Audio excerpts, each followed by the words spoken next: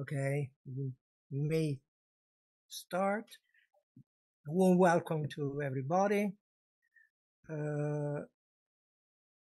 This is a CIVITAS seminar. CIVITAS, as you will know, is a forum of archives and research on Christian democracy, a platform of research institutions and archives. This cycle of webinars is regular CIVITAS activity. Each seminar is devoted to discussing a recent relevant contribution to international research on Christian democracy. The reason why we were waiting is that each seminar is also available on direct streaming, and in the next few days, it may also be listened to from the websites of CIVITAS itself and the founding members, that is the Istituto Sturzo, the Konrad Adenauer Stiftung, and the Leuven Kadok. This seminar, today's seminar, is the third of this year, after the two in April and May with Fabio Bolsonar and Pepin Corduener. We have invited two well-renowned historians. I warmly thank them for accepting our invitation. Mark Gilbert of the Johns Hopkins University and H.Kosicki from the University of Maryland, who is also a member of our scientific committee and a dear friend. We have invited them to discuss a recent Italian book, History of Christian Democracy, 1943-1993, published last year. It is a co-authored book. It has been written by three Italian historians, all authors of fundamental studies on the subject. Guido Formigoni, professor at the Milan Ulm University and author of a book on Cold War Italy, author of a biography of Aldo Moro. Paolo Pombeni, emeritus professor at the Bologna University, authors of many books on Giuseppe Dossetti and his leftist Christian Democratic wing, on the center-left experience, on the young De Gasperi, on the Italian constitutional building, etc. Giorgio Vecchio, professor at the Parma University, author of studies on the Sturzo's Popular Party, on Catholic clergy during the Fascist War, on Catholics in the European resistance, and so on. They distributed their work.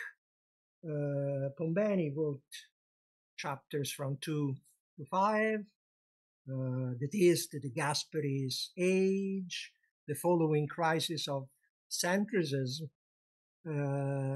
up to 1963, and the opening to the socialists. Formigoni wrote chapter 1, the party's birth, and the chapter from 6 to 10, that is in the 1960s and 70s, and Vecchio wrote chapters from 11 to 16, that is the 80s and 90s, with the end of the party.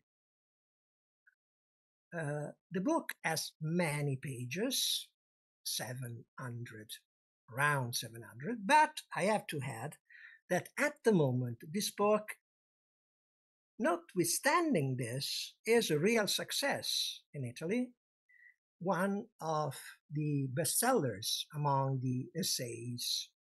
And I hope that this international seminar may help with international translation, which I think would be very, very, very welcome. I remember to the speakers that they will have about 20 minutes each. Then we will listen to the authors' replies and comments. And in the end, the audience can intervene with questions and suggestions. Now I have only to introduce the first speaker about the book. If we follow the alphabetical order, the first is Professor Gilbert. I think that, again, there is not much necessity to introduce him to you, but I have only to say that he is an expert in Italian political history, but also of the politics of the European integration, Cold War Europe, Euroscepticism. He's also associate editor of the Journal of Modern Italian Studies, so very, very welcome. Mark Gilbert, the floor is to you. Thank you, Renato, for that very kind introduction. I'm going to have to do some simultaneous translation here because I misunderstood whether I was supposed to be doing this in English or Italian, so I prepared some remarks in Italian, but that doesn't matter. I would just like to start out by saying that the subject of Christian democracy has been understudied in English in particular. So I echo what you've just said, Renato, about the hope that at least Italian Christian democracy has, and my hope that this work will find a public in Britain and the United States. I think it would be extremely useful addition to the historiography on the subject of First Republic Italy. So I suppose I just want to start off by thanking the authors in the first place for having written Tour de Force.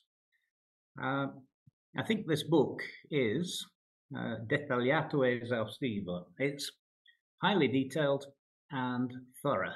I just published a book called Italy Reborn, From Fascism to Democracy, which Penguin just published literally this week, 2 days ago.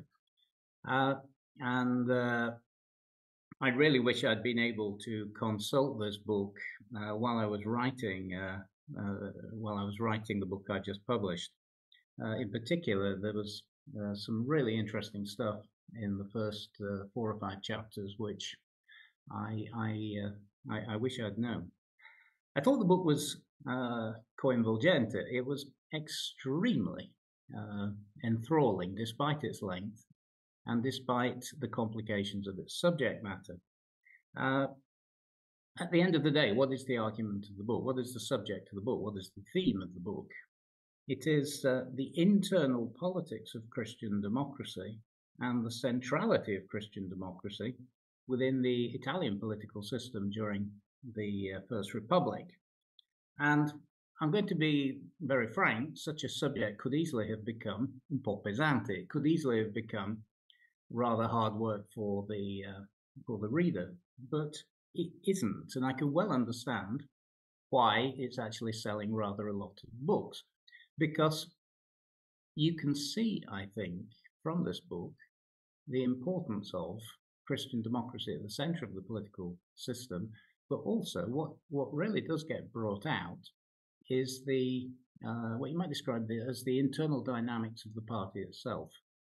And I think this is really important, even for, inverted commas, an expert or a relative expert like myself, for an understanding or a deeper understanding of the First Republic. Now, and that brings me to the third point, which I think this book is important for, which I noted while I was reading it. It is extremely attentive to the importance of political history as a discipline.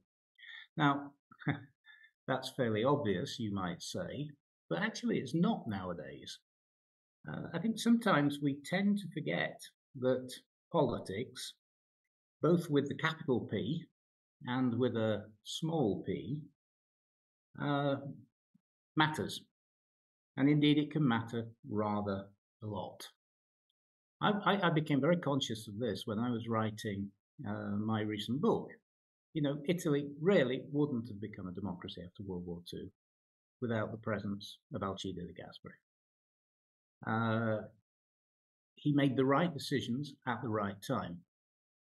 And it wouldn't have become a democracy after World War II without the presence, the central presence of Christian democracy in the political system.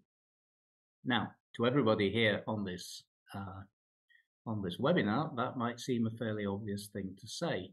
But the point I'm trying to make is that politics actually matters.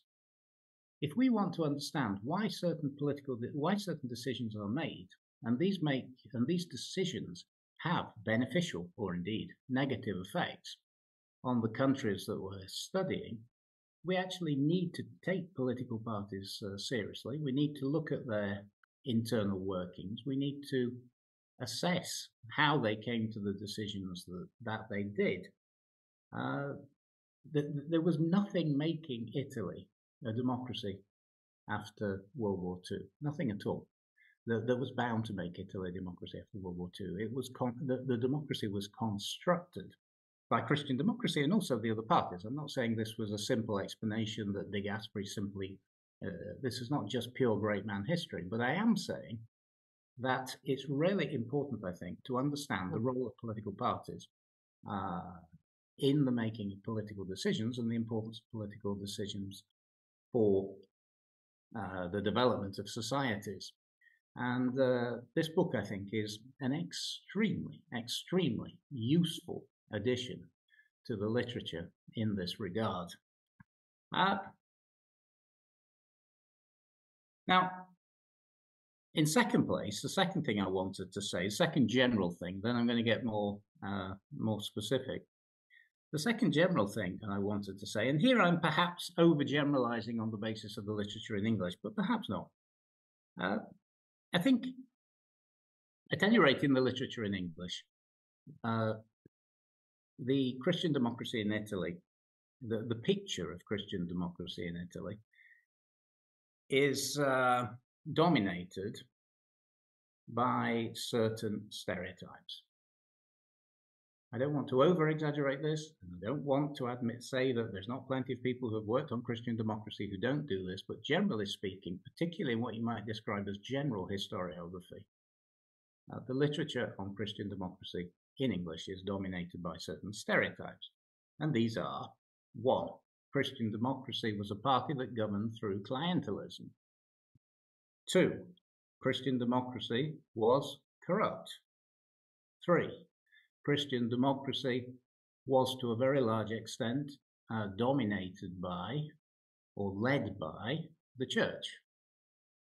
And 4th, and the one that's hardest to deny, quite frankly, even after one has read this book, Christian democracy was a highly divided party with very powerful factions within it that competed incessantly for power.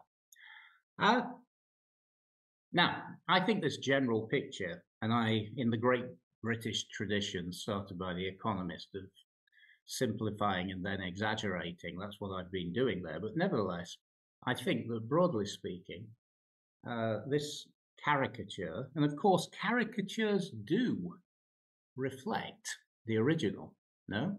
But it is a caricature of what Christian democracy in Italy represented. Now, this book does not disguise the many negative aspects connected with Christian democracy and the rule of Christian democracy in Italy. I want this to be quite clear, anzi. But I think what I really appreciated was that it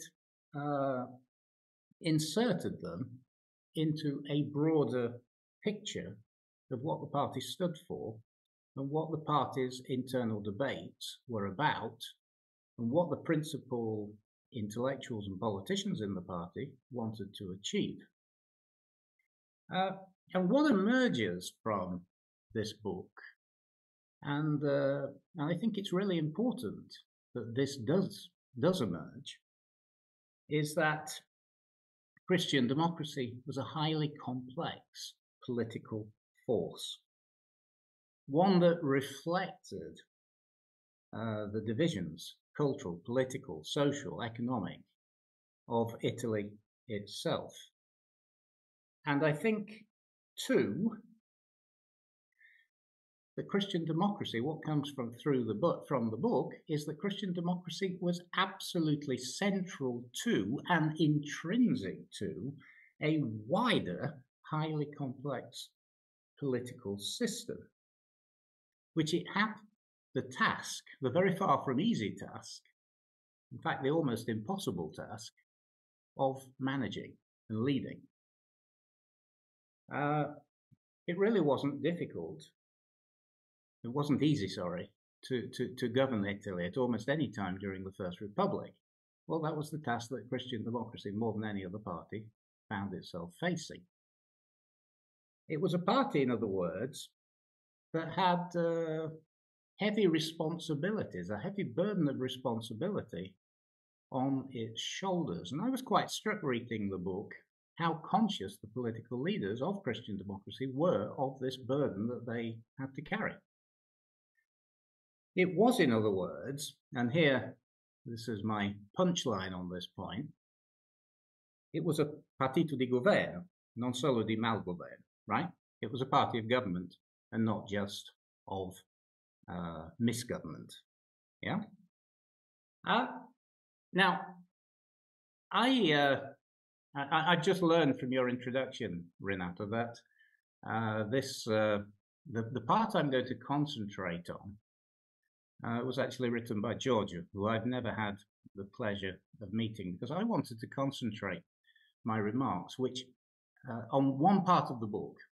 This is not because I've not read the whole book, I have, but I wanted to concentrate my remarks on one part of the book to kind of bring out and exemplify some of the things I've just been saying in these opening comments that I've just made. And it's for this reason, that's actually one reason I decided I'm going to concentrate on one part of the book in particular. And the part I chose was the chapters which dealt with the 7-year period of Demeter as political secretary of the party, 1982 to 1989, i.e. the years preceding the collapse of the First Republic. And the reason I did this is simple enough. Back in 1995, when I was a very young person, I wrote a book called The Italian Revolution, and it was about the collapse of the First Republic. And the first chapter was dedicated to some extent by the clash between Christian democracy and the PSI, the socialists, in the 1990s, and the progressive weakening of the Communist Party as background. Now, I wrote it in 1995. The system was just falling apart. I didn't have the benefit of archival research, and I thought it would actually be extremely interesting, just from my own personal point of view, to go back and see how much I would learn that I didn't include in my book more than 30 years ago. And gosh, I have to say, I learned a lot from these chapters. It's been an extremely stimulating exercise to reread these chapters about the role of the DC and the internal issues of the DC in the 1980s.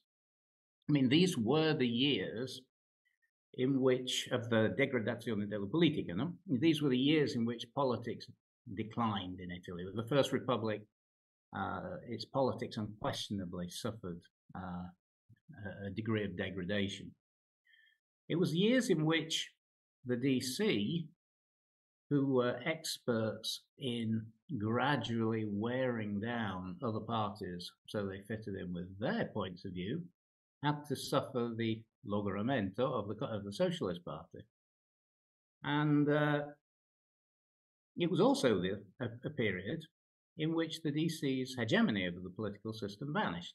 First because you had Spadolini forming a government, and then, of course, above all, by the challenge of Craxi, who challenged the DC's leadership of the political system quite openly. So I thought this would be absolutely fascinating to look at this period by way of exemplifying the points that I made in my introductory remarks. And headline, what am I taking away from all this? Well, what I'm taking away from all this is, back in my book in 1995, but I think it's pretty much still the characteristic opinion of most people who work on Italian Christian democracy even today, I took away a picture of Demeter as being a somewhat Machiavellian figure, out of his depth, perhaps not an heir to some of the greater leaders who have preceded him in the role. Well, having read this contribution, this book, I've now changed my mind quite radically. And I put it this way because it exactly exemplifies what I was saying before. No one can read these chapters, and I would really like to thank Giorgio Vecchio for the way in which he has presented this. Nobody can read these chapters without realizing the sheer complexity of the political system that Demeter was having to, in a sense, manage. Let's just think about it. And I'm grossly simplifying here because of the for reasons of time, and I fear that I'm already going on too long. The party itself was divided into at least three groups, as I understood it. First of all, there were Demeter. Demeter himself was seen as being a modernizer. He was being pressed also by forces from outside and was working with forces. Ja. Hier bitte nicht reinlaufen. I'm sorry? And it was working also with forces from outside, like Pietro Scopola, intellectuals from outside, Pietro Scopola, Ruffilli, on a process of modernization. Now, this project, and I'm telling things everybody here who's listening knows, and I'm oversimplifying, but I was fascinated by the complications that this meant. It meant that there was within Christian democracy a constant and persistent period of transition and of scontro politico, in which, for example, the pro-socialists, such as Arnaldo Forlani and Donat Cattin, constantly found themselves in a position of opposition compared to the political secretary, to Demeter. There was the opposition from the church, arguing, no, this party must maintain its Catholic identity, Comunione e Liberazione, Roberto Formigoni, the church itself, with interventi of Papa Wojtyla. Then there was that figure of Andreotti carefully balancing between the factions, and people like Flaminio Piccoli carefully balancing between the factions and coming down on one side or another. I know one can get lost in the internal complexities of the politics, but the point I'm trying to make is the one I was making before. This was the internal complex, and this is a simplified version of the internal conflict that Demeter was having to cope with. And that was just the start of it, because throughout the entire period of his political secretaryship, Demeter was also having to cope with the wider political system, which was characterized, of course, by the rise of the PSI, the relative rise of the PSI under Craxi. Now, you can argue that the Onda Lunga wasn't particularly long or particularly high in hindsight, but it felt like it was at the time. And so you have the PSI and the DC governing together and also eroding each other's prestige and legitimacy simultaneously. This is what I took away from Giorgio's chapters. And I think it was a way of looking at it that I hadn't perceived when I'd worked on this myself. This sense that the constant conflict between the two, which of course reaches its apex in the Goria government, is really fascinating, I think. And you can see how, as the two parties struggle for power, both of the two parties are losing credibility in the wider society. Indeed, which raises a question, doesn't it? Is this state of affairs the fault of the men? Apologies to the women present, but they were all men. Or is it fault of the system? where do you give the priority here? And it's actually a question that I would like the authors to answer here. What was predominant here, the system or the men? You, I don't know if I can translate this. On page 505, you say, Demeter represented the only and last effort for a realistic reconstruction of Christian democracy. If we admit, and don't concede that that was actually possible at that stage, despite the many incrostazioni di potere, how do you translate that? Despite the rust which had collected in the course of the years. And you're talking about Demeter on balance, that you give a positive judgment of Demeter and a positive judgment of his attempt to renew the party, yet, and here we have it, the politicians really matter, the people really matter. He was a man, who was Demeter? Well, he was a woman, they're un po' provinciale, no? He was a little bit provinciale. But then again, so was De Gasperi, if you think about it. He was an outsider in some ways.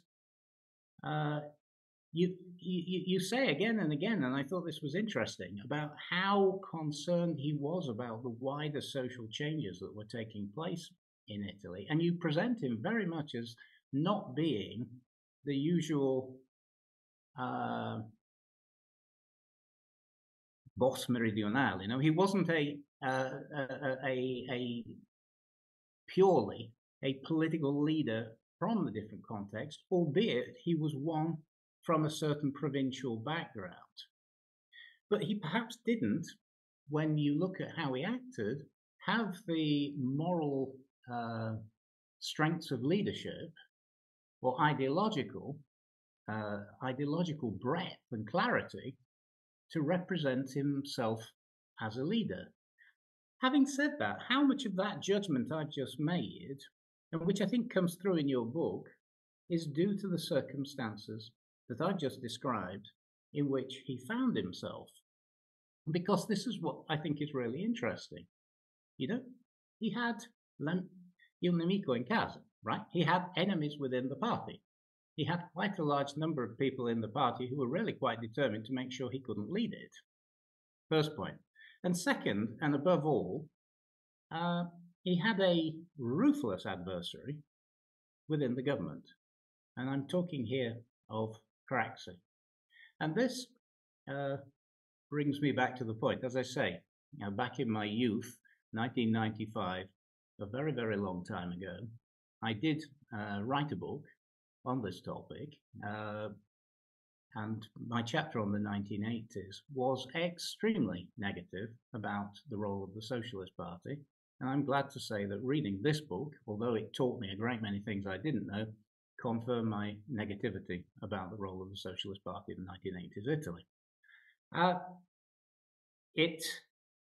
think the Socialists came out terribly from the pages that deal with the Demeter secretaryship, and they come across as a political force that was profoundly cynical, as it occupied itself very much with politics with a small p, and the gradual erosion of the DC's power and the gradual increase of its own power. And you have a marvelous quotation on page 502 from Claudio Martelli when Demeter resigns as prime minister, in which the Delfino, Praxis Delfino, said the duel with Demeter, which had kept us busy for 7 long years, was over and won. The Christian democracy was in safer hands, safer allied hands for us. The socialists were a monolith to which everybody had to pay homage, while the communists were on the brink of a total collapse. But the problem was, at the end of this political battle, which had consumed the entire decade of the 1980s, the entire country was on the brink of a collapse. No? And the people in power had rather lost sense. Il paese legale had lost track of the mood and the opinions of the people in il paese reale. And on several occasions, Professor Vecchio mentions, nobody really paid any attention to these small Liga in the Veneto or Lombardy or Piemonte. That's because they were obsessed with their own internal battles within the party, within the bubble of Rome politics. And they were about to be brutally woken up by public opinion. I just wanted to conclude, and I appreciate, you'll appreciate in 20 minutes, which I hope I've not exceeded, you can't possibly talk about the book as a whole, but I did want to highlight some of the things that struck me as being important, and also just to take one part of the book and exemplify what I've been trying to say. But there was one final point, a final coda to my remarks that I wanted to conclude with. As I was reading through these 6-7 chapters on the secretaryship of Demeter, I noticed one of the big topics was la riforma istituzionale. I noticed that one of the big topics was the reform of the judiciary. I noticed that again and again the parties argued about le nomine to the Rai. I noticed that we were talking about the relationship of politicians with criminality, and even at a certain point there was a president of the Giunta Provinciale Regionale di Liguria who was accused of corruption. I just want to ask the authors a question here. Apart from the disappearance of Christian democracy, has anything changed? Thank you.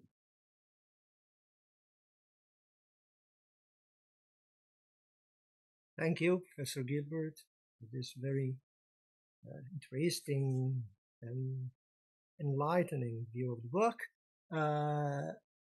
Second speaker, Professor H.Kosicki, well known to our community for his many, many interventions in our conferences, academies, and seminars. This one. I have only to add that he's author of important books, one about Catholics on the barricades, Poland, France, and Revolution. And he has edited many books, among which I have to mention the ones in our CIVITAS series published with the Leuven University Press, one on political exile in the global 20th century and another on Christian democracy and the fall of communism. So, Piotr, the floor is to you.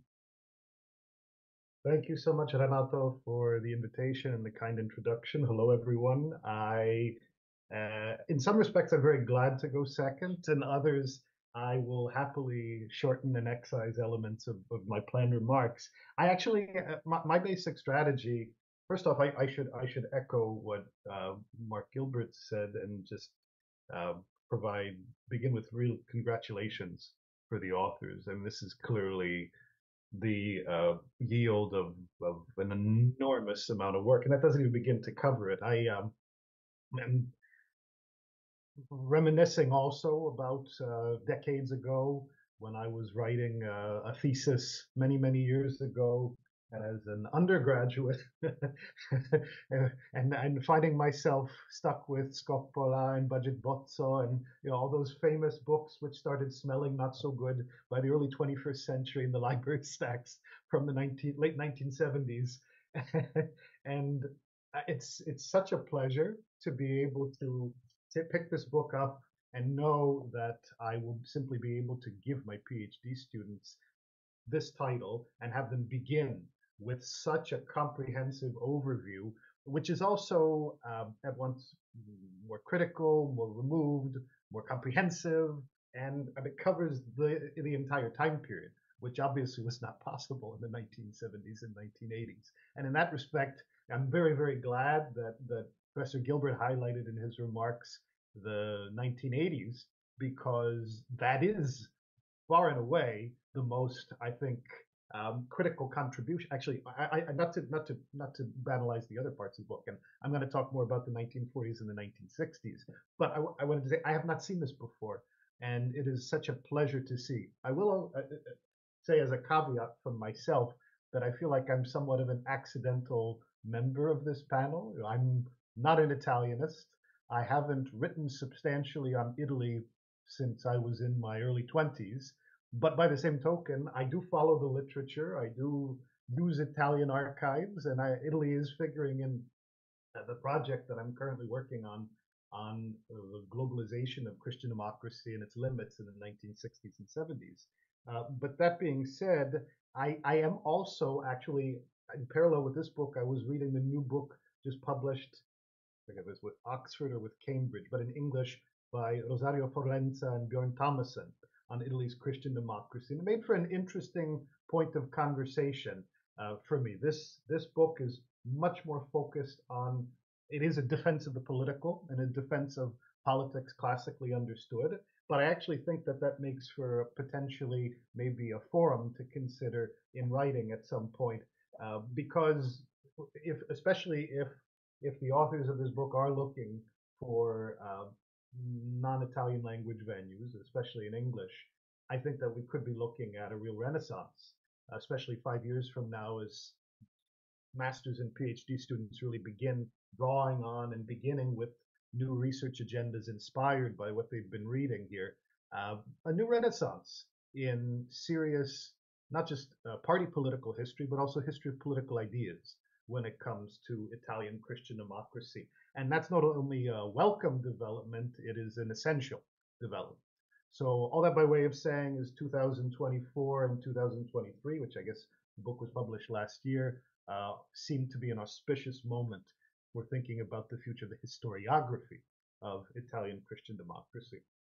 So 3 points that really stuck out to me when I was reading the book, and then I want to pivot a little bit and talk about things that I would love to have seen and didn't. And that's, of course, my prerogative as a panelist, but I'll also ask the incredibly unfair questions because I would really like to hear the answers. And in some sense, I think some of these are going to be mostly for Guido Formigoni, my dear colleague from the CIVITAS Scientific Committee, but I'm also very curious what all of the authors have to say, because it is such a rich book. And it is a book that really, I think, does such a marvelous job, as Professor Gilbert was saying, of combining readability with information. Where, I mean, this is something that can, I think, is English language academic presses will often discourage scholarly authors from doing. Is I always get chastised for too many names, and yet one can't write proper party political history without a certain glossary, biographical glossary. And of course, that would be the number one thing that I would recommend for any translation. Think in terms of personalities and clusters of personalities. That would be, I think, an essential addendum to any kind of translation, especially into English. It's something that I've found certainly when writing about French and East European Christian Democrats and Catholic intellectuals. So 3 quick things that really stuck out for me. Number one, and maybe this is perfectly obvious, and it's certainly been highlighted in historiography. I'm thinking of that lovely short book, of course, very, very snappy book by Andrea Riccardi from years ago about the storia secreta, right, between Pio XII and De Gasperi, which is to think about the papacy.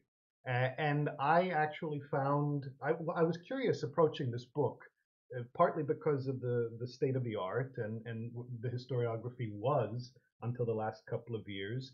What happened when all of a sudden a non-Italian became pope? And how that actually inflected the relationship or the lack of the relationship or the inclusion or the strategy that had obviously been an essential part of divisions and party politics within the Dici from the very beginning. And in the era of Pius XII, this is so well documented. In the 1960s, I think I really, really love the story of how sort of Vatican II, John the 23rd, Paul VI, inflect certain evolutions, at least for some of the key activists and politicians within the DC. And I think as I understand, there were with the Formigoni's chapters, these are really, really important and I think really thoughtfully crafted bits of the story. From the later years, it's tempting, and I find myself resisting this temptation often, especially now in the 21st century, where undergraduates so often want to either reproduce uncritically frames like Cold War or resist them altogether. Is to think, was the relationship between John Paul II and the Dici fundamentally a Cold War relationship? Was it about understanding the position of Medici or its various wings between West and East, right? Or sort of to transpose somewhat unfairly maybe a different set of dynamics. What in the 1960s would have been Lapida's sort of tendencies to look toward Moscow, or sometimes not just tendencies, he went there, right? So his travels, his correspondence, I've read some fascinating correspondence between Lapida and the head of the Polish Communist Party in the mid-1960s, Władysław Gomułka, and Fanfani or Aldomoro and their commitments to the Western solidarity, right? This larger framework. So one question that I would pose, and it's something that I just have always been wrestling with, and I think really is something that I would like to hear discussed further, is the extent to which it changed things to have a non-Italian prelate come to the leadership of the Holy See and all of a sudden play a role as arbiter. We, in the later chapters of the book, we do get the stories of sort of the Craxi and Dimita and how they understood John Paul II as a tactical factor. But I'm just curious if that actual positionality, if he simply sort of became absorbed, so to speak, in the Italian landscape, the Polish-born Pope, or if there's another set of considerations that we might take into account that are helping to explain, I mean, so we get the explanations there, but that are helping to understand what might have accelerated the divisions and the collapse of the Dici. The second point, and this has to do with geography, which I also found very, very striking. Of course, a lot of the older historiography is very geographically specific, right? I mean, this is something that I always teach my PhD students. Do your research somewhere, and then build upward from there, right? So in that sense, I love the locality. I mean, the commitment to Milan, especially right in the first third of the book, and then obviously Florence comes into the story very substantially under Lapira, and I mean Rome is central throughout. Bologna, but I wanted to understand also, and I'm curious if you were to, let's say, distill the book down to a kind of historical geography of the Dici, what would the claim be? Because I didn't get a claim like that. I would love to see a claim like that. I don't just mean in terms of electoral turnout. I don't just mean in terms of how the voting broke down, but in terms of also, and I don't even just mean also in terms of the sort of classical left-right divisions, which I think are really beautifully explored by all three authors in this book, right? We get a conceptual vocabulary here, which is not left, right. There is a political imaginary in this book, which I really appreciate, which I think makes it a very good candidate for, in briefer form, translation and publication in English and or other languages. But I would just push that into the realm of geography. How do the conceptual and ideological profiles entangle with the evolution of the Dici's historical geography? The third question, and this actually will link up, I think, a little bit with what I said earlier about Forlenza and Thomason's new book. I should confess that I'm not finished reading it yet. And of course, it would be entirely unfair to sort of bring that book in here as a specific conversation piece. But modernity is a very important word in that book, and I was very struck early on in the early pages of your book by the phrase that at the origins of what would become the Dici before it was even called that was a lettura critica ma non apocalittica della modernità, right? A non-apocalyptic but critical reading of modernity. And I wanted to explore that a little bit more. Did the non-apocalyptic but critical reading of modernity disappear? Did it become irrelevant, let's say, by the 1970s? Of course, this is a global question. This isn't just an Italian question. In global Christian democracy, we see profound shifts. Some folks have identified this with the transition from the pontificate of Pius XII to the era of aggiornamento. Some folks have identified it with the transformation of the structures of the European integration. I mean, it's a combination of all of these, and we've seen people. There is no wrong answer here. I think that the question that I'm posing, in some sense, is it helpful? And until what time period is it helpful to think in terms of reactions to modernity? Because that category as an explanatory factor in the rise of far-right populism in the 21st century, I think is back. And in some sense, I feel like there's a gap between the existential stakes and the ethos of the 1940s, right? The recovery, the anti-fascist recovery and reconstruction of Italy's political architecture after the war and after the German occupation, and the 21st century. Professor Gilbert alluded to this by talking about things that were ignored in the late 1980s because everyone was too self-obsessed institutionally. And I mean, I can be charitable about this. It doesn't necessarily have to be all about interests or money or votes, but there was a certain loss of this purpose that was absolutely central in the decline. And I mean, I think in the conclusion, you yourselves use the word decadenza del modello, right at the bottom of page 584, which I think is right. So I'm curious, does it help to revisit that question of modernity? Or is that some sort of a red herring, so to speak? There are a couple final points that I wanted to suggest or ask about. Really, they're a product of self-interest on my part, so I'll just take advantage of the fact that I'm here as a speaker and bring them up. I am very, very, very big fan of the work done by Paolo Acanfora and Raffaele Nocera and a few other historians about the international interests, solidarities, and campaigns of the Dici. I mean, the most work obviously has been done on Chile, and Paolo has written extensively on Roberto Savio and his projects.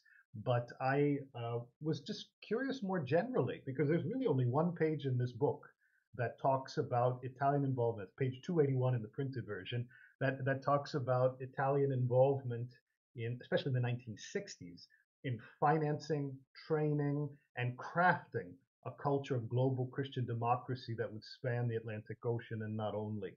And the documentation is much better on the German side, and I'm still working through it. I spent a good, really fruitful couple of weeks a few months ago in the archives in St. Augustine, but I know how important the Italians were intellectually and ideologically, even if they couldn't come close financially to what the CDU was providing. So I wanted to ask for a reflection on this, because Chile and Venezuela weren't just out there. They were potential real partners and places of exchange and engagement, and I would argue existential revival for developing certain stakes, right? The phrases like international development took on a different sort of meaning when Rafael Caldera and Eduardo Frei, especially before 1973, right? Before we get into the complexities and fragmentation of global Christian democracy around the Allende and the Pinochet coup. But in the 1960s, there was a real energy, there was a real ethos emerging And I would be curious, whether it's through the lens of some of the East European exiles who were based in Rome, Karl Josef Hahn, who I didn't see his name in the book, right? But the Center for Documentation that was financed by and run out of the DC in Rome, for me, is one of the most fascinating untold stories of global Christian democracy. And I have some of the documentation that I've pieced together from 8 or 9 different sets of archives and private papers worldwide.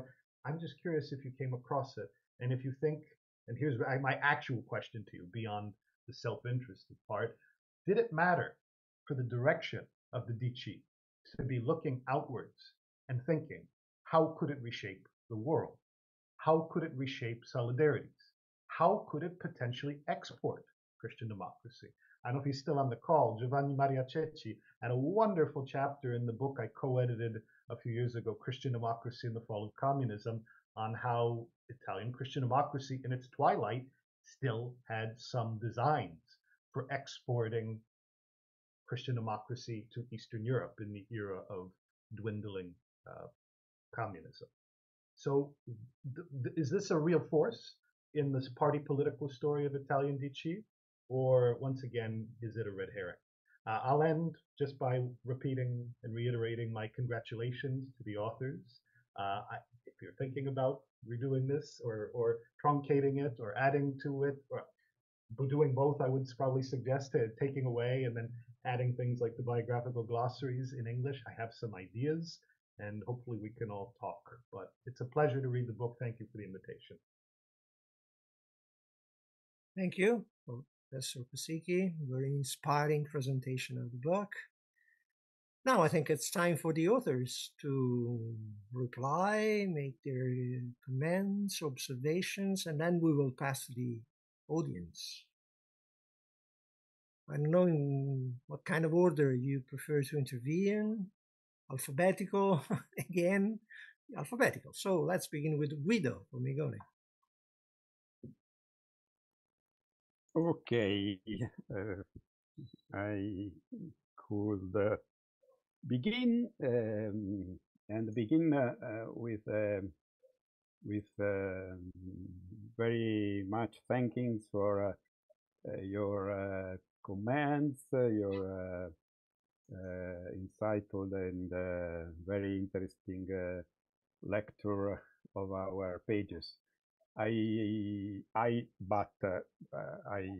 maybe can say we are aware that we wrote also too much, and so we have not to exaggerate also by speaking too much, and so we can point only some things, some aspects of your intervention. I'd like to begin with a general observation that is that the seminal idea of this book starts from a perception according to which the Italian Christian democracy has been somehow understudied in historiography, compared at least to its historical importance, but also that in Italy there are a sort of general cultural climate, a general collective memory marked by a strange mixture of demonization and nostalgia.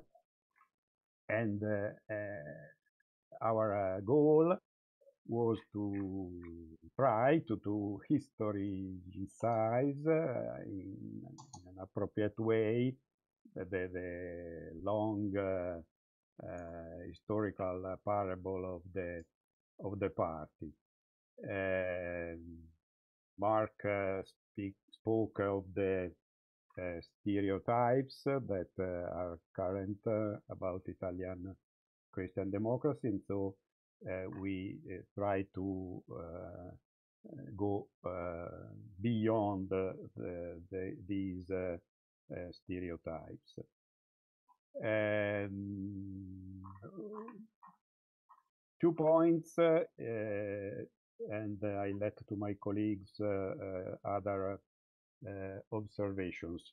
One is the point made by Piotr about the relationship between Christian democracy and modernity. That is a very, very important question, obviously. And I agree totally with you about the importance of the 70s in this respect, because the birth of the party, the ruling group that gave birth after the fascism, after the war, to the Christian democracy was a group of Catholics that has the attitude to confront with modernity, with modern culture, in some way going beyond the traditional Catholic anti-modernism. And that vision of modernity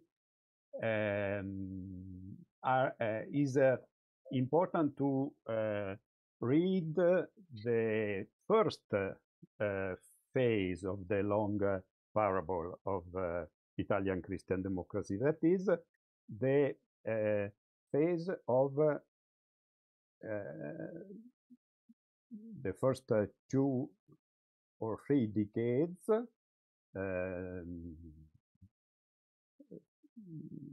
40s, 50s, and also 60s, in which the party showed a sort of undoubted capacity in managing the Italian insertion in the large economically integrated world that was inspired by American leadership, was able to take together the construction of a democratic and social state, balancing it with the freedom of society, and was able to accompany the country through reconstruction, through the economic boom, through the associated social modernization. That was a kind of social process. This picture, this framework changed very much during the 60s and above all the 70s. Modernity take a diverse shape, society grew very, very fragmented, individualistic, subjective, and so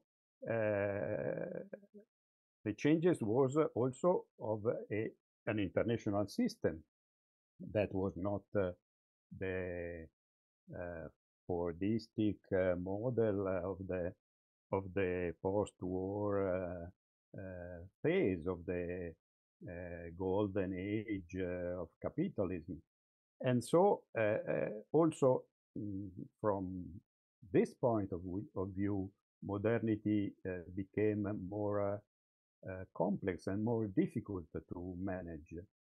And the crisis of the Christian Democratic Party, a crisis of legitimization of capacity to speak with the complexity of Italian society was evident just from the 70s. In some way, symbolically, the tragic loss of Aldo Moro in 1978 was a sort of decisive transition between the two phases. And I know that the crisis was accelerated and was conducted to the final days of the party, also because there were other events and some of contingent experiences, but this structural problem, the difficult to match a modernity that was becoming more complex, is a point very, very important by me. The second point I'd like to make is about John Paul II. Piotr underlines this, and is a very important point also. This I'd say in this way: the non-Italian Pope is certainly a Pope, a Cold War Pope, as you say, but is above all a Pope that has not confidence with the lay mediation of the Christian faith.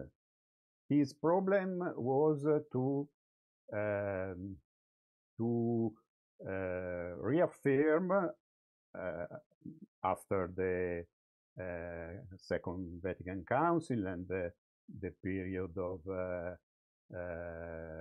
struggles and of research and of uncertainty that followed the Council, the centrality of the Church institution and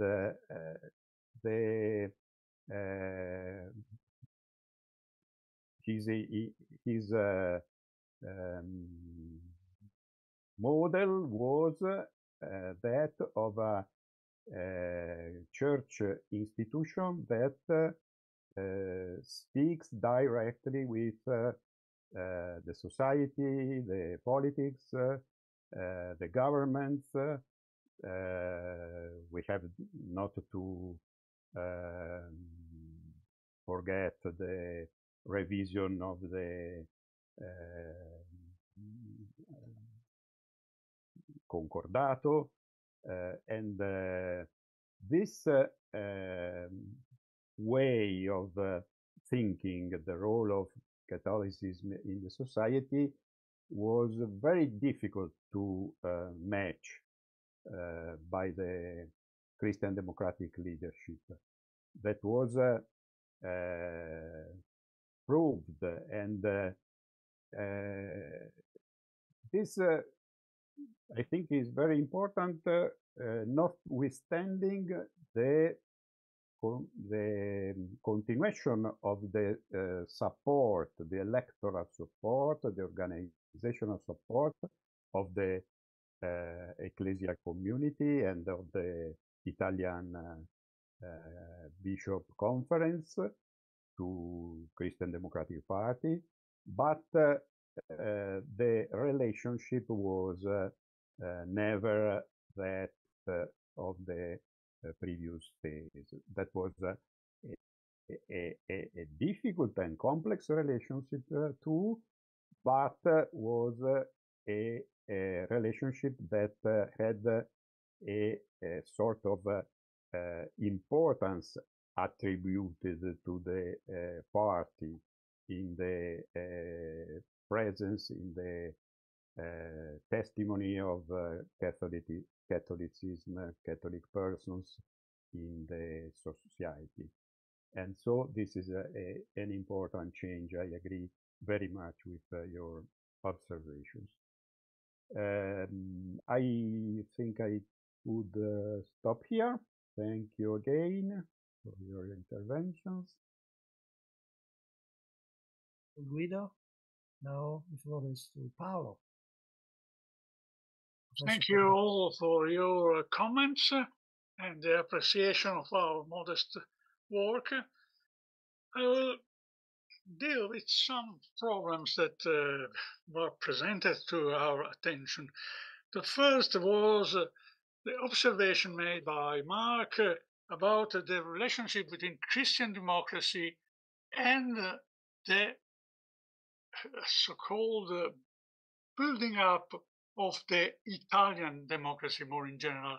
I think this is a very important point because effectively, actually, the Christian democracy was the inventor, was the discoverer of a peculiar form of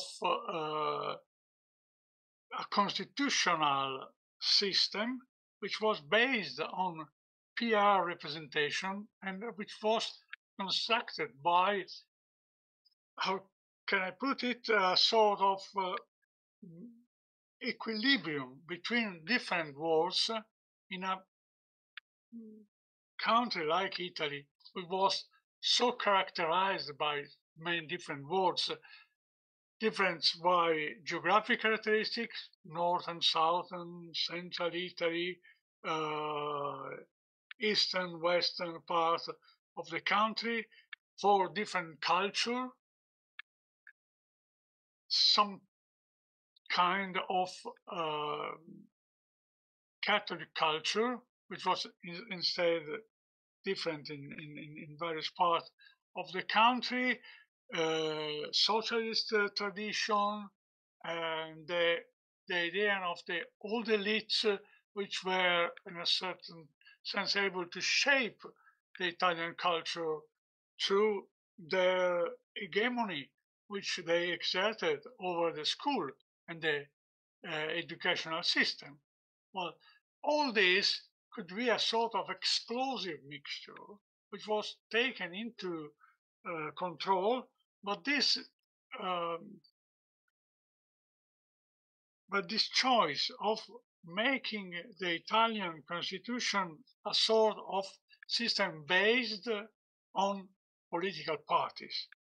Scopola was very clever when he found this formula, La Repubblica dei Partiti, the Republic of Parties. This is much more than the idea of parties were a characteristic of a democratic system, because this was, of course, common to all or nearly all the Western world. But in Italy, this meant the acceptance and the recognition of the words which made the nation building. Now, I think that the crisis of Christian democracy started when this world of words, if I can, in a certain sense, play with words,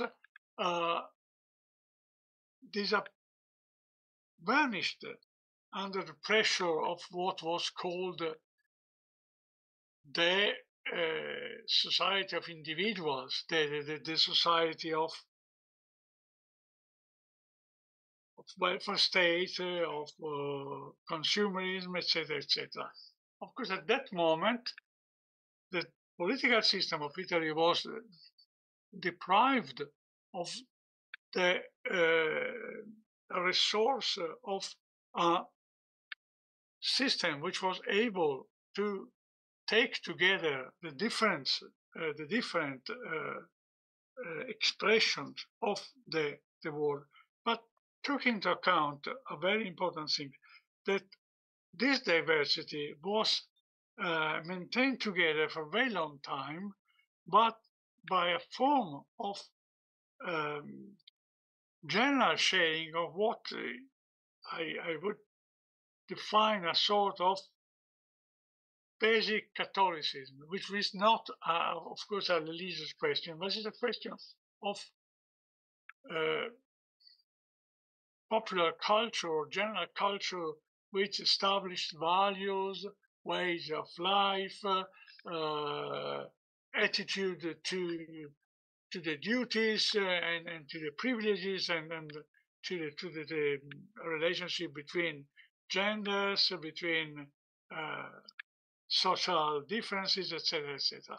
All this was granted by the idea that Christian democracy was a sort of bridge between what could become a sort of theocracy by the church, which had the temptation to do so, and a political society in Catholicism which did not allow this, because instead of the stereotypes Mark Gilbert remembered in the beginning, the idea of a party which was dominated by the church, the Christian democracy was never properly dominated by the church.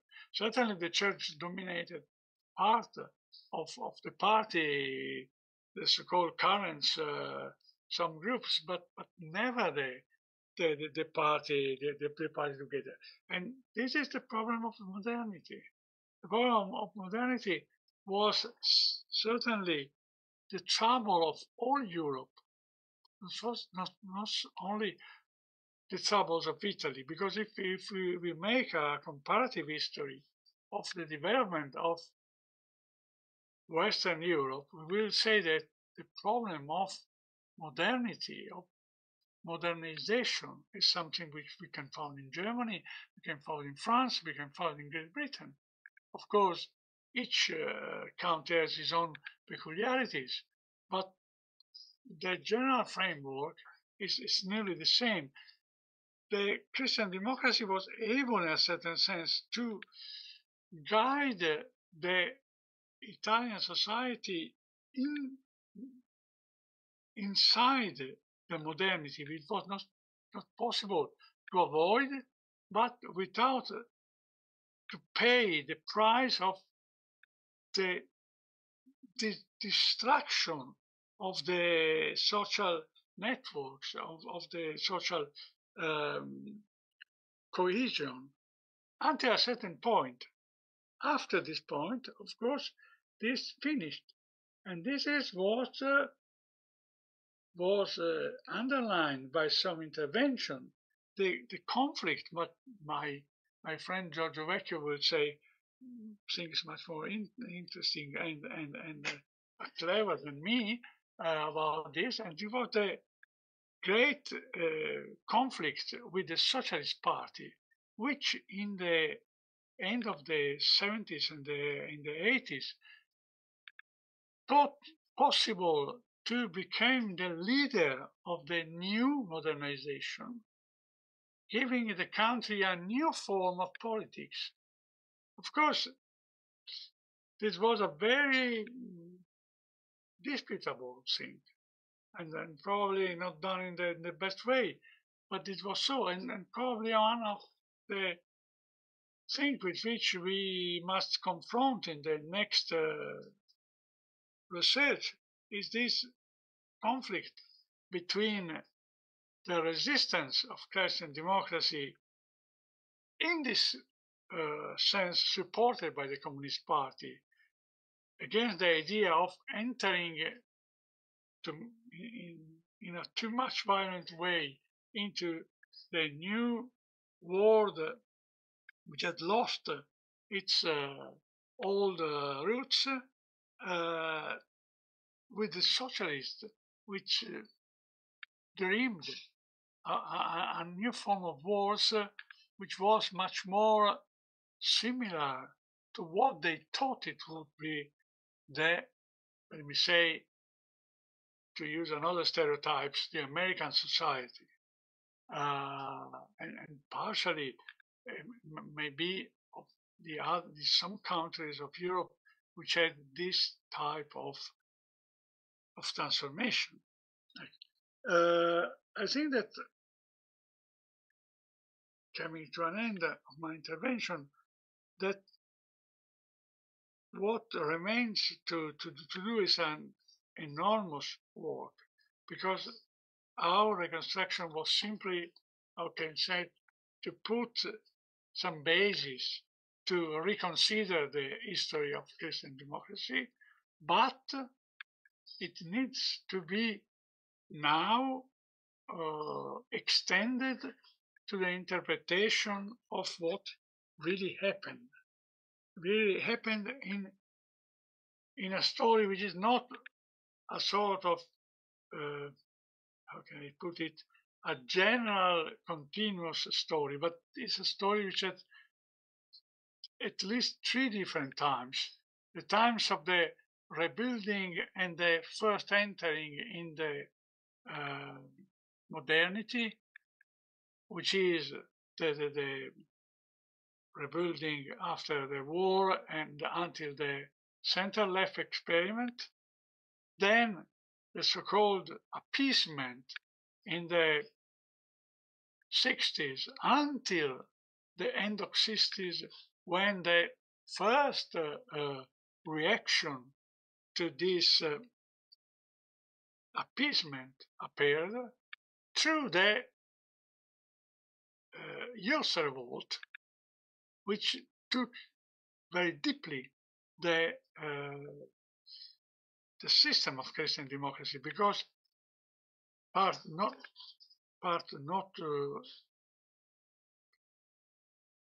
little of the Catholic youth less abandoned the Christian democracy, and in those times the Christian democracy ended to be the general party and the only party of the Catholic presence into politics.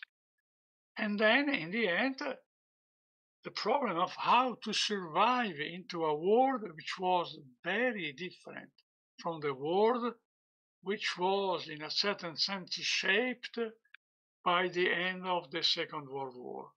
I think that this is what would be the goal toward the new historiography would confront with. I have no more to say. Thank you very much.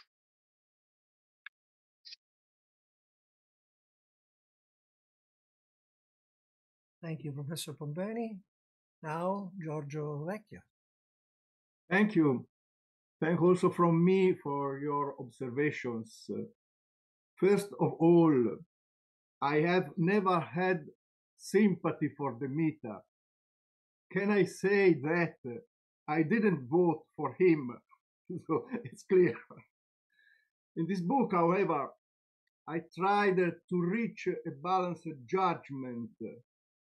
I convinced myself that it was the last attempt to reform the party.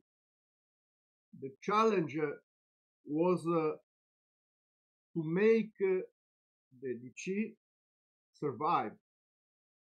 And we must admit that the Mita had to deal with many problems. Many problems we have already spoke about. In the background, the secularization of the society, the crisis in the body of the church. I remember the two referendums on divorce and abortion, the mafia, the eruption of commercial TV, that means Berlusconi, and the change of the ideas of life in Italy. the disappearance of Moro. He was the unifier, the guarantor of all. The sclerosis of a party in the 80s, DC was crossed by business committee currents. There were distortions in membership. The party was absent in the big cities, Milano, Torino, and so on. And DC was discredited even among the Catholics themselves.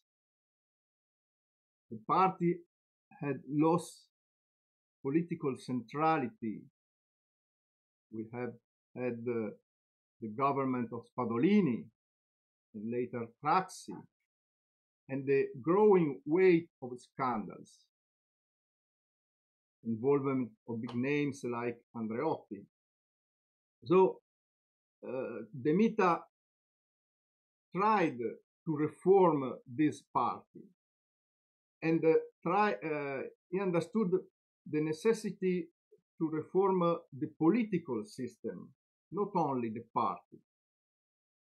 So he proposed institutional reforms aided by our dear friend Roberto Ruffilli.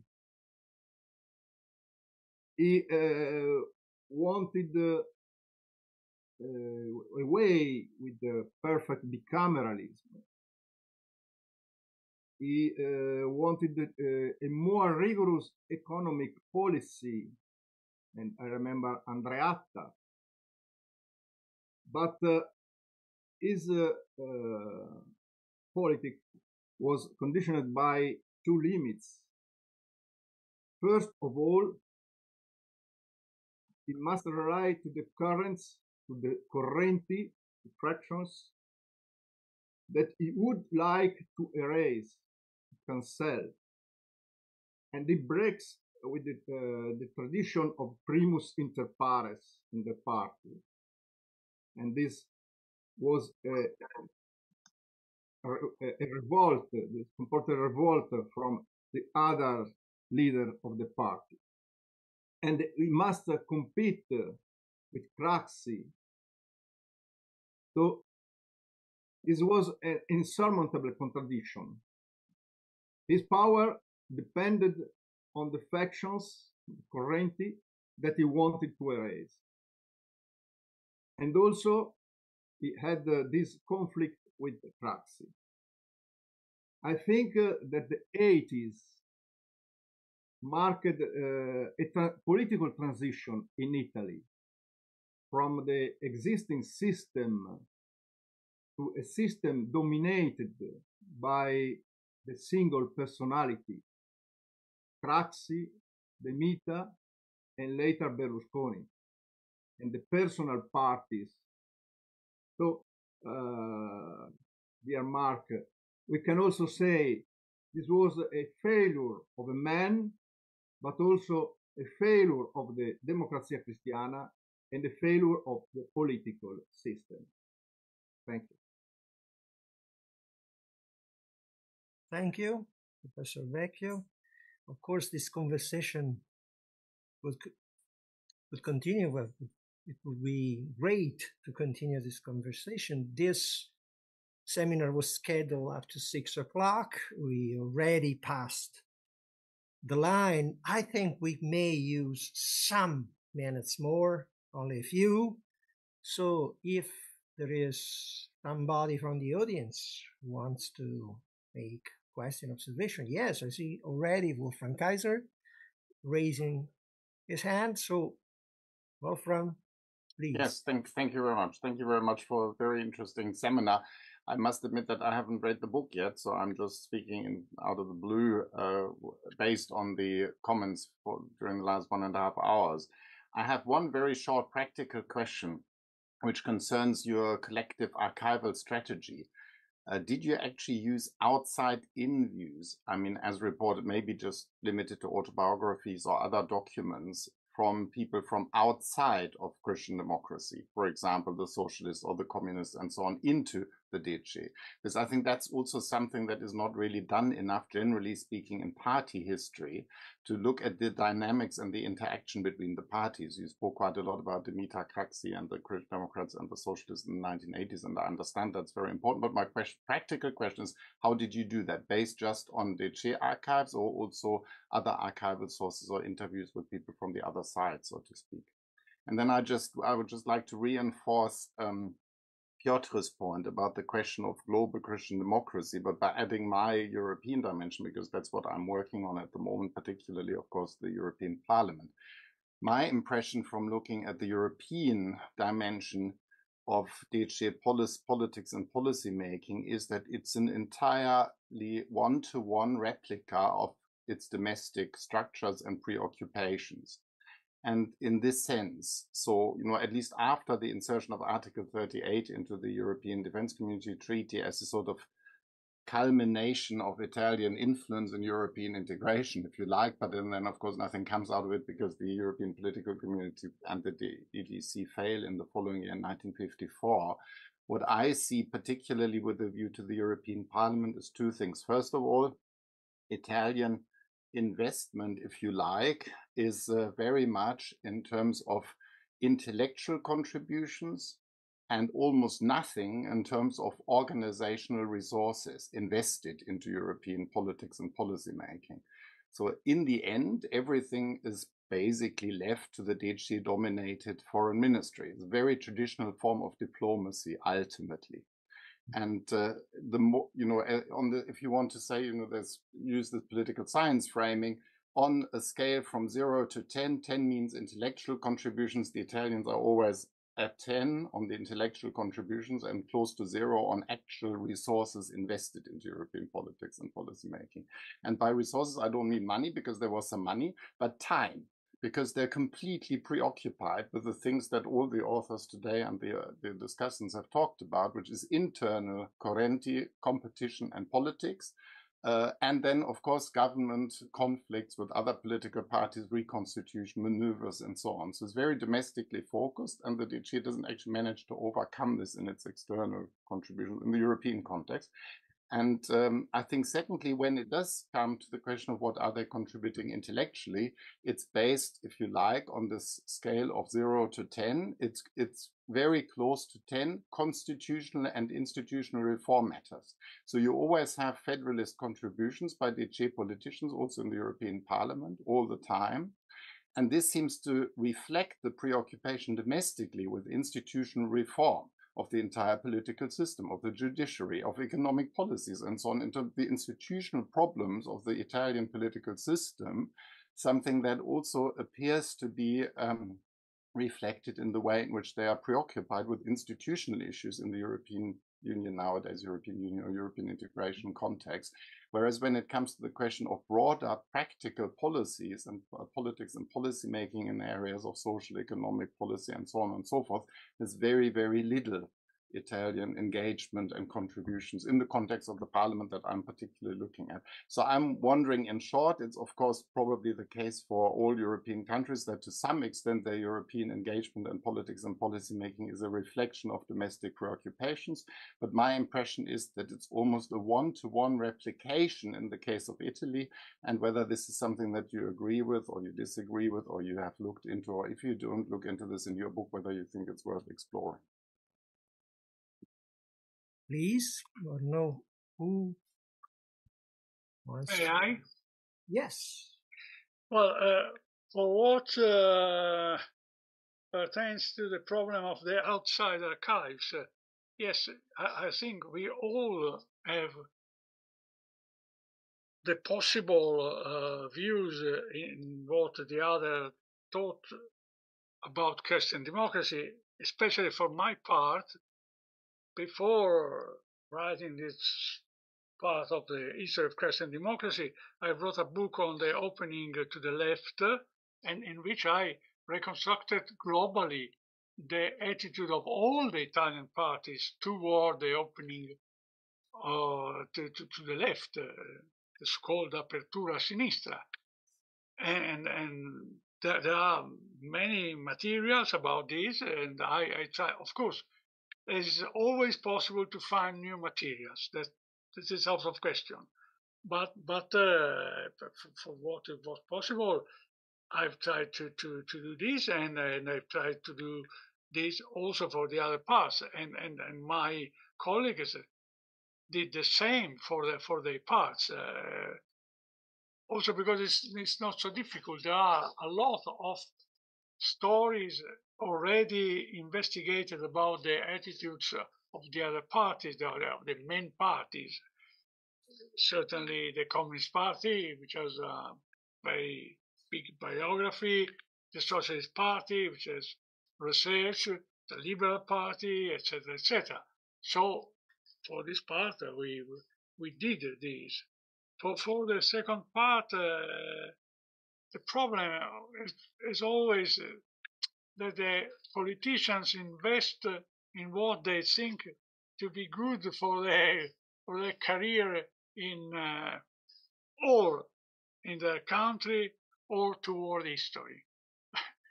And certainly to invest in the European politics inside the European institution is not rewarding for a politician. Not also by the very stupid reason that not always the best possible politicians are sent to Brussels and to Strasbourg. There are great exceptions, of course. One of these is, apart from Romano Prodi, who, of course, had this peculiar position ahead of the commission, but Giorgio Napolitano, who worked very much, and it was a surprise for the Italian politics because it was not thought that what is usually regarded as a elephant cemetery, like the Italian Parliament, like the European Parliament, is fascinating or intriguing for an Italian politician. Napolitano showed that this was not so, but of course it's relatively an exception. All the other things was done through the raised hand of Giorgio Vecchio. I would say that I will give the floor to Giovanni Mario, and then Giorgio make a reply to this question or the others, and then we will have to close our seminar. Please, Giovanni.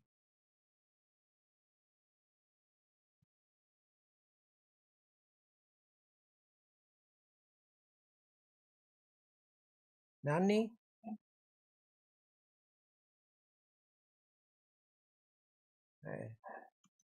Is lost. Giorgio. For the archives, it was impossible to visit all the... Okay, thank you very much. I will be extremely brief. First of all, thank you for all the comments. I found extremely interesting our debate today.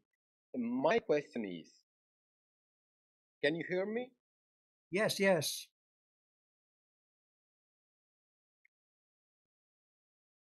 There is a strong delay. Niente.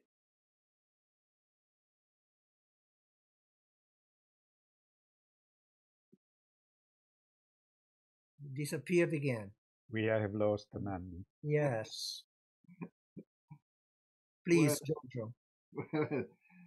It was impossible to visit all Christian democracy archives.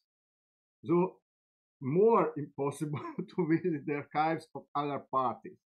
In my page, I used newspapers, socialist, communist, and independent newspapers. And this was enough for me. In next years, we can use also archives of other parties. This is a hope, of course. Thank you. I see another raised hand, but I fear there is not much time. 1 minute. Perfect. Thank you, Professor Moro.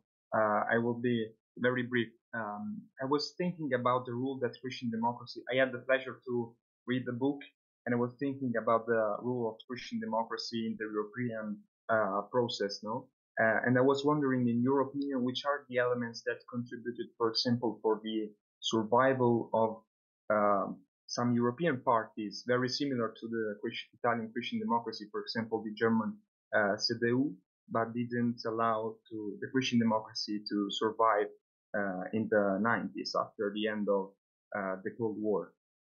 Thank you very much. A very brief answer.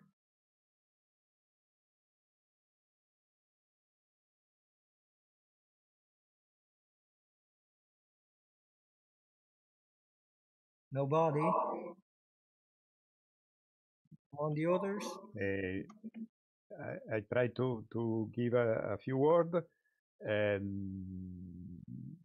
If the problem is the survival of Christian democracy after the 90s, I think that Italian Christian democracy had not the chance to transform his role because the end of the anti-communist revenue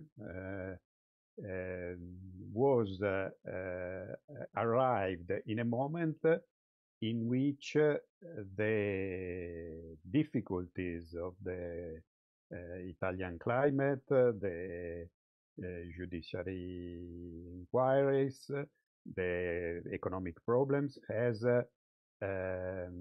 conducted the Christian Democratic Party to the lead of the internal left that has not the intention, the culture, the perspective to begin a conservative party in a bipolar system that is the system that was to be constructed in the Italy after the electoral referendums of 1991 and 93. And this, I think, is the point important. Thank you. Thank you. Sorry, the microphone. I see Mark with another raised hand. I ask him to be very, very brief. Honestly, I'll be super brief, but I just wanted to reply a little bit to what Giorgio, this discussion I had with Giorgio, because I think it's very easy. The point I was trying to make was it's very easy to regard Demeter as, and not just Demeter, but also the other Christian Democrats in the 1980s as being absolute failures. But what they are doing to a very large extent is having to cope with a very complex environment, which the party itself is to some extent making worse. Now, do you see what I'm saying? The figure of Demeter, in my book, right, in a very caricatural way, I portrayed him as a failure. Reading your work made me realize, well, good points and bad points, but in a very, very complex situation. And I think, if I may say so, just as a way of rounding off my contribution to this seminar, you did that for Demeter, but the other authors did the same for other Christian democratic leaders at other stages in the post-war period. And I really do think, to come back to the main point I made in my intervento, that this is the strong point of the book, that the way in which the richness and the texture of the leadership of Christian democracy comes through. So I'd really like to thank all three of you for the contribution that you've made. I think it will be very valuable for a lot of us. Thank you. Thank you, Professor Gilbert. I'm so sorry of interrupting such an interesting conversation that it is necessary. So thank you all for this really inspiring afternoon and discussion. We have to look ahead. We will have some new seminars planned after the summer. I hope they will be as exciting as this was. We will have to discuss Anna van der Gloot's book on the six theaters in Germany and the German Democratic Party, and we will have another seminar on new historiography on Latin America. You will be informed about the dates, about the schedule, and I hope this will provide enriching and thought-provoking contents as today's seminar. So thank you to you all, and I hope to see you soon again in the format of our seminars. Thank you. Thank you. Good evening to all.